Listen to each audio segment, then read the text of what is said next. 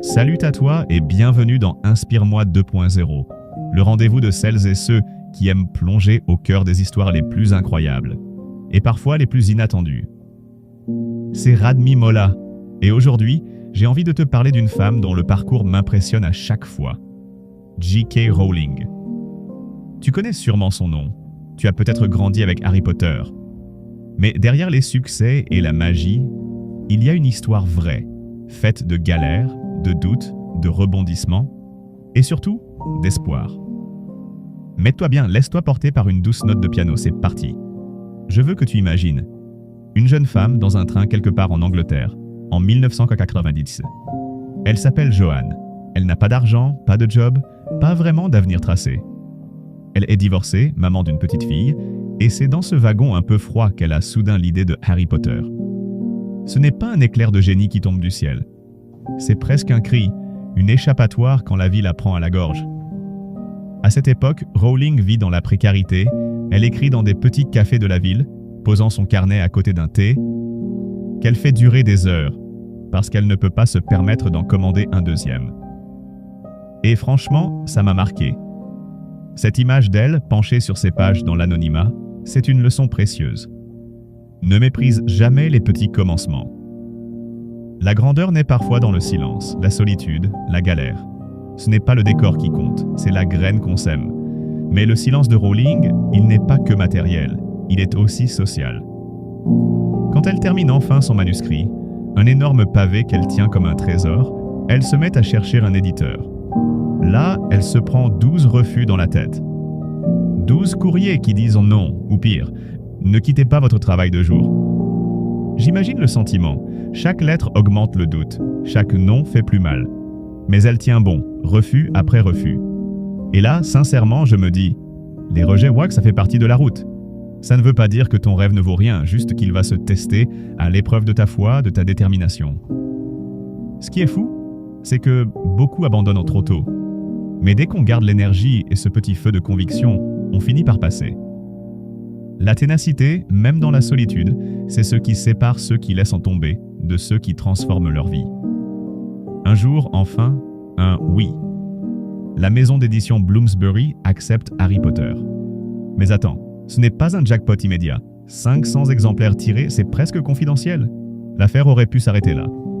Sauf que, une petite fille de 8 ans, oui, la fille de l'éditeur, lit le manuscrit et supplie son père de publier ce livre. En fait, la toute première magie, c'était juste un enfant qui lit et qui croit. Et à partir de là, c'est le monde qui s'ouvre. Harry Potter décolle, dépasse toutes les frontières. La vague est si grosse que, peu à peu, c'est l'Europe, puis la planète entière qui embarque à bord du Poudlard Express.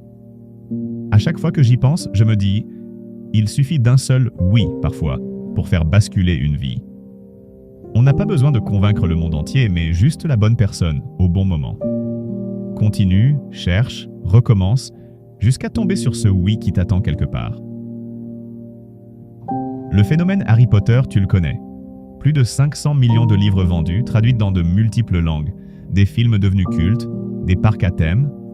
Rowling, de femme précaire, devient la première auteure milliardaire de l'histoire. Mais tu sais ce qui me frappe ? Elle ne s'arrête pas à la fortune. Elle donne beaucoup. Fondations, actions caritatives, aide à ceux qui souffrent de précarité ou de dépression. Et même, elle refuse d'apparaître sur la liste Forbes des milliardaires. Sa réussite, elle ne la mesure pas en chiffres, mais en impact. Et je trouve ça puissant. Parce que la vraie réussite, ce n'est jamais juste la richesse. C'est l'impact, le don de soi, la fidélité à ses valeurs. Souvent, on croit qu'il faut attendre la lumière pour avancer. Mais ce que montre Rowling, c'est que tu peux bâtir une œuvre qui te dépasse. Alors même que tu doutes, alors même que tu es dans l'ombre. Continue d'écrire, de construire, de rêver, même si personne ne regarde encore. Dieu agit dans le secret. Le succès, ce n'est jamais du hasard. C'est d'abord un choix d'y croire quand rien ne brille. L'histoire de J.K. Rowling, quand tu prends du recul, elle t'apprend 4 choses précieuses. D'abord, crois toujours en ton talent, surtout quand personne ne t'écoute. Ensuite, travaille dans le silence. C'est là que les racines poussent profond. N'abandonne jamais à cause des rejets. Ils te rapprochent secrètement du bon chemin. Enfin, rêve grand, même quand ta réalité semble minuscule et sombre. Parce que la nuit précède toujours l'aurore. Quand je finis par repenser à son parcours, je reviens souvent à ça. Chacun de nous porte une magie, même toute petite, qui ne demande qu'à sortir du brouillard. Et parfois, ce sont nos blessures, nos hivers, notre silence, qui rendent cette magie possible. N'oublie pas, ce que le monde attend, ce n'est pas la perfection, mais ta voix, ton authenticité, ta persévérance. Alors, où que tu sois aujourd'hui, si tu traverses des nuits profondes, si tu te demandes quel sens tout cela peut avoir, repense à J.K. Rowling, à son train, à ses doutes, à sa feuille qui tremble, et imagine ce que deviendra ton propre oui. Merci d'avoir pris ce temps avec moi dans Inspire-moi 2.0. C'était Radmi Molla. Et n'oublie jamais, la destination, c'est le chemin.